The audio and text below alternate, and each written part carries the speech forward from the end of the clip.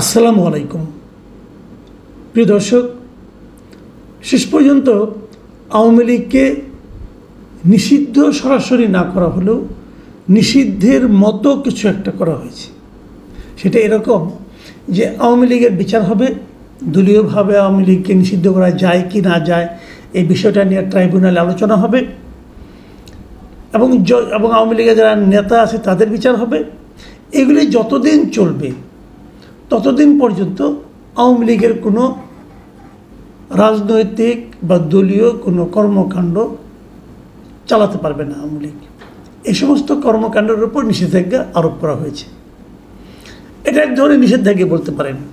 আবার বিপরীত দিকে আরেকটা কথা হলো যে আদালতে আওয়ামী লীগের বিচার হবে, সেই আদালতে এতদিন যে আইনে চলতো সেই আইনে কোনো রাজনৈতিক দলকে নিষেধাজ্ঞা দেওয়ার মতো কোনো এখতিয়ার ওই আদালতের ছিল না।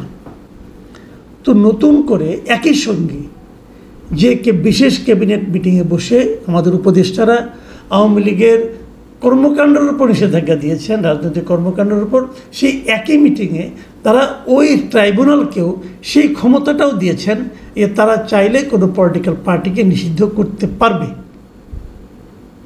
অতএব জিনিসটা ক্লিয়ার যে এখন আওয়ামী লীগের বিরুদ্ধে অভিযোগ হবে, নিষিদ্ধ করার ক্ষমতা সেই কোর্টকে দেওয়া হয়েছে, নতুন করে, আগে ছিল না কিন্তু এখন নতুন করে সেটা দেওয়া হয়েছে। অতএব নিষিদ্ধ তারা যদি হয়ে যায়, এবং হওয়ার সম্ভাবনা তো বুঝতেই পারছেন কী হবে না হবে, তো হয়ে গেল, তো মোটামুটি নিষিদ্ধ হয়েই গেল।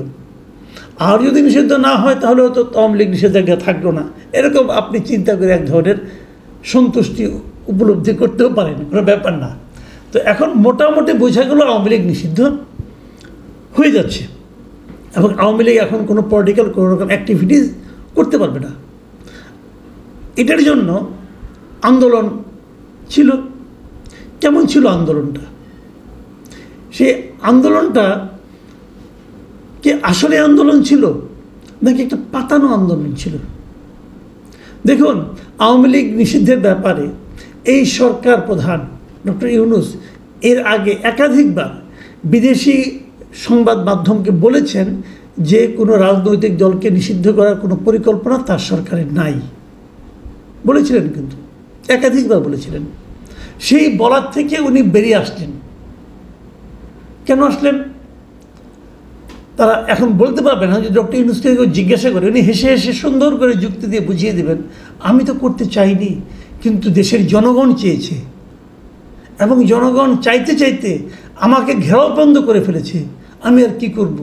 অতএব আমরা রাতের বেলা জরুরি ভিত্তিতে মিটিং করে এই সিদ্ধান্তটা নিয়েছি। এই যে জনগণ চেয়েছে, এরা কারা? এদের কী ধরনের কতটা বিক্ষুব্ধ আন্দোলন ছিল? হাসনাত আবদুল্লাহ নামক যে নেতা আছেন এনসিপির, তিনি প্রথমে আন্দোলনে ডাক দিয়েছেন এবং উনি বলেছেন যে এই সরকারের সঙ্গে সরকারকে আমরা এখনও বিশ্বাস করি, কিন্তু আর এই কাজটা কেন করছে না। কিন্তু প্রশ্ন হলো, আপনি যদি এই আন্দোলনটাই করবেন তাহলে আগে করলেন না কেন? যখন একাধিকবার ডক্টর ইউনূস বলছিলেন যে ওনার নিষিদ্ধ করার কোনো ইচ্ছা নাই, তখন কেন আপনি আন্দোলনে গেলেন না? হঠাৎ করে এখন কেন? বলা হয়ে থাকে, এনসিপি এক নেতা ওই দিন বললেন, দেখলাম যে ওনারা বলছেন যে আব্দুল হামিদ বিদেশ চলে যাওয়ায় তাদের মধ্যে নাকি এরকম একটা জ্ঞান প্রাপ্তি হয়েছে যে আওয়ামী লীগকে নিষিদ্ধ করা দরকার। আচ্ছা, আওয়ামী লীগকে যদি নিষিদ্ধ করা আগেই হতো তাহলে কি আব্দুল হামিদ বিদেশে যেতেন না? আব্দুল হামিদ বিদেশে যেতেন এই কারণে যে ওনার উপর তো বিদেশ গমনের ব্যাপারে তো কোনো ধরনের নিষেধাজ্ঞা ছিল না। উনি বিদেশ যেতে পারবেন না এ ধরনের কোনো নিষেধাজ্ঞা তো সরকার কিংবা আদালত দেয়নি, তাহলে ওনাকে আটকাবেন কীভাবে? উনি একটা মামলার আসামি হয়ে কি এর আগে কেউ বিদেশ যায়নি? খালেদা জিয়া যায়নি, ডক্টর ইউনূস যাননি। ইউনূস সাহেব তো অনেক মামলার আসামি, উনি কি বিদেশ যাননি? গিয়েছেন তো আব্দুল হামিদ সাহেব গেলে সমস্যাটা কোথায়? আপনারা বৈষম্য বিরোধী আন্দোলনের কথা বলেন, তো এই সমস্ত এক ব্যক্তির জন্য এক নিয়ম, আরেক ব্যক্তির জন্য আরেক নিয়ম, এগুলি বৈষম্য না? ডক্টর ইউনূস তো হাসিনার আমলেও গেছেন রে ভাই, হাসিনার মতো স্বৈরাচারের আমলেও তো ডক্টর ইউনূস একাধিকবার অবাধে বিদেশে যেতে পেরেছেন। আর এই সরকারের আমলে হামিদ সাহেব কেন গেলেন? এই জন্য আপনাদেরকে আওয়ামী লীগ নিষিদ্ধ করতে হবে। তার মানে আব্দুল হামিদ সাহেব বিদেশ যাওয়ার সঙ্গে আওয়ামী লীগ নিষিদ্ধের কোনো সম্পর্ক নেই। সম্পর্কটা কোথায় সেটা আমি একটু পরে বলছি।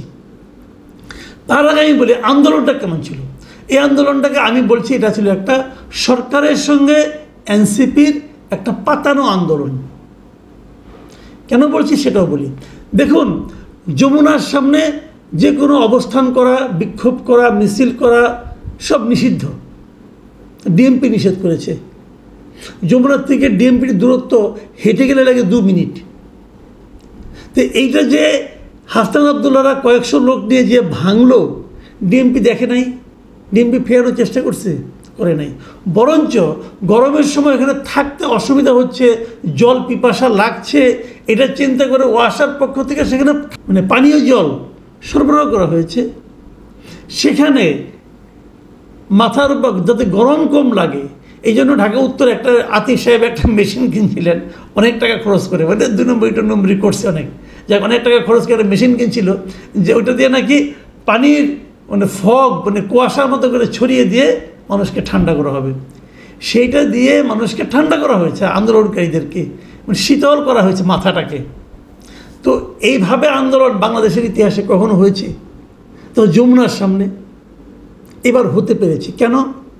কারণ সরকার চেয়েছে একটা আন্দোলন হোক। এবং তারপরে দেখেন শাহবাগে যখন আন্দোলনটা হয় তখন এক পর্যায়ে হাসনাত আবদুল্লাহ সাহেব সেখানে ঘোষণা করলেন যে 1 ঘন্টার আলটিমেটাম দিলাম। আমি জীবনে শুনি নাই কখনো আলটিমেটাম যে 1 ঘন্টার হয় পলিটিক্যাল বিভিন্ন দাবিতে। এবার হলো, কেন হলো? কারণ ওনারা জানতেন 1 ঘন্টার মধ্যেই সিদ্ধান্ত আসছে। সরকার আসলে এই আন্দোলনটা করিয়েছে নিজেদের জন্য একটা লেম এক্সকিউজ তৈরি করার জন্য।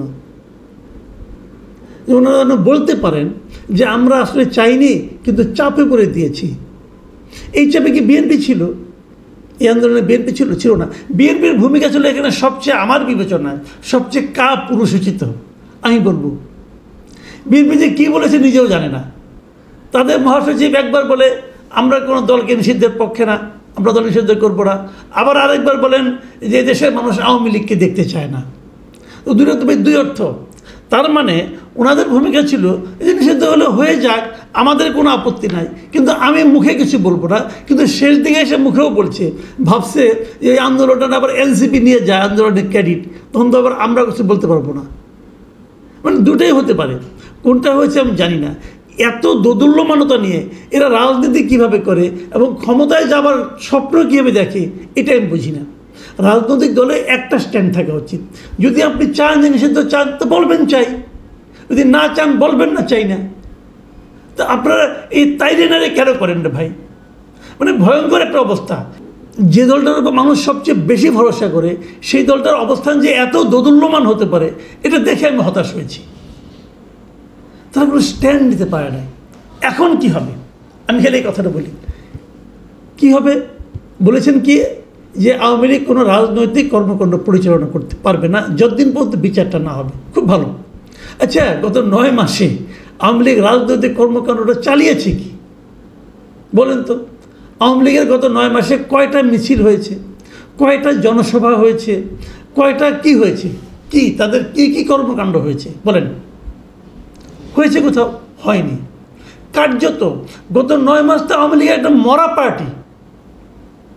আওয়ামী লীগ গত 9 মাস তাদের কোনো কর্মকাণ্ড আমার চোখে পড়ে নাই। যারা কর্মসূচি দিবে তারা সব বিদেশে পড়ে আছে। তাহলে একটা মরা পার্টিকে রাজনৈতিক কর্মকাণ্ড চলতে না দেওয়ার জন্য এত কিছু করার কি দরকার ছিল? এই জিনিসটা আমার কাছে ক্লিয়ার না। হয়তো বলবে যে না, যাতে নাকি তারা আগামী নির্বাচনে না আসতে পারে। আচ্ছা, আগামী নির্বাচনে কি আসতে আসলেই পারত? যদি আওয়ামী লীগের রাজনৈতিক কর্মকাণ্ড আপনি নিষিদ্ধ না করতেন, তাহলে কি আওয়ামী লীগ নির্বাচনী কর্মকাণ্ড অংশ নিত বলে আপনাদের মনে হয়? আমার কিন্তু মনে হয় না। কেন নিত না সেটা আমি বলি। আওয়ামী লীগ নিজের কারণেই নিত না। নিজের কারণটা কোথায়? যে যখনই নির্বাচনী কর্মকাণ্ড অংশ নিতে যাবে, ধরেন এমপি ইলেকশনে দাঁড়াবে কেউ, কে দাঁড়াবে? প্রত্যেকটা এলাকার যিনি 1 নম্বর লিডার উনি তো দাঁড়াবেন, তাই নয় কি? এখন 1 নম্বর লিডার, তার নামে তো মামলা মোকদ্দমা আছে। এখন সে তো আর দাঁড়াতে পারছে না, তাহলে কে দাঁড়াবে? 2 নম্বর লিডার, তার নামে মামলা মোকদ্দমা আছে, সেও দাঁড়াতে পারবে না, তাহলে কে দাঁড়াতো? 3 নম্বর 4 নম্বর লিডার, এইরকম লিডার দাঁড়াতো, যাদের বিরুদ্ধে মামলা মোকদ্দমা নাই।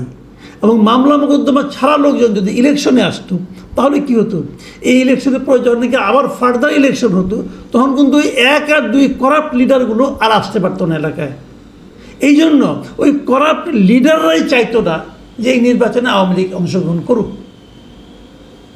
নির্বাচনে অংশগ্রহণ করলে আওয়ামী লীগের করাপ্ট লিডারগুলোর হাত থেকে দেশটা বাঁচত। কিন্তু এখন কি হবে, এখন যেহেতু আপনি নির্বাচনী কর্মকাণ্ড বন্ধই করে দিয়েছেন, কেউ নির্বাচন করতে পারবে না।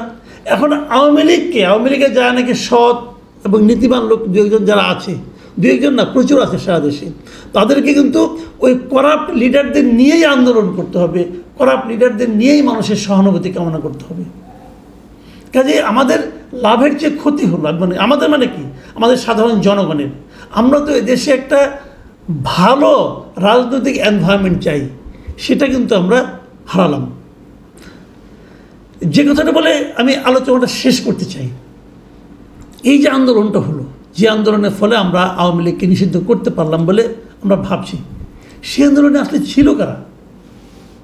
আমি যে কটা দল দেখেছি, এনসিপি, জামায়াতে ইসলামী, ইসলামী আন্দোলন, অথবা খেলাফত আন্দোলন, অথবা লেবার পার্টি, হেফাজতে ইসলাম, এরাই তো ছিল। এর বাইরে কিন্তু কেউ ছিল না। এদের তাবৎ ভোট কত আমাদের দেশের, এবং এই দলগুলো থাকার কারণে সেখানে কিন্তু এই স্লোগানও উচ্চারিত হয়েছে যে গোলাম আজমের বাংলাদেশ, নিজামীর বাংলাদেশ, এরকম কথা কিন্তু হয়েছে। গোলাম আজমের বাংলাদেশে হাসিনার ঠাঁই নাই, নিজামীর বাংলাদেশে হাসিনার ঠাঁই নাই। আরে ভাই, বাংলাদেশে হাসিনার ঠাঁই নাই এটা আমরা মানতে রাজি আছি। যদি বলতেন গণতন্ত্রের বাংলাদেশে হাসিনার ঠাঁই নাই, মানতাম।